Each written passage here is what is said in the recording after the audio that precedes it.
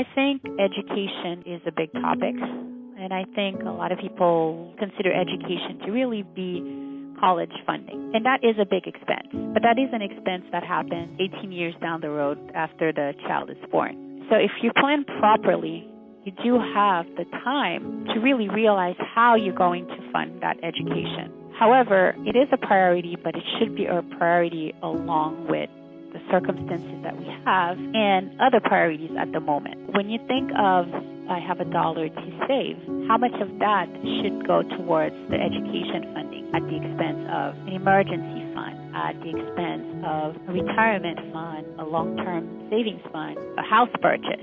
I also think that education is different for everybody. When people think of education, they think of it in silo as opposed to it being part of a bigger picture. Funding for education is a result of budgeting. It's a result of cash flow management. After you've outlined what are the essential expenses and the essential goals that has to be covered, what is left is how do I then split it with my children's education and all the other long-term goals that I have to plan for. Education funding should be a long-term goal, and if it's done properly, early enough, you can plan so that by the time your child gets to that college level, that you've had the peace of mind that you've tried to put money away accordingly to fund that. It's fluid, From day one, you know that you want to finance your kids' education. You know that, but that's a priority. What that number is something that over time you'll realize what the final number is. However, the earlier you start planning for that, the earlier you start putting that as a piece of your pie,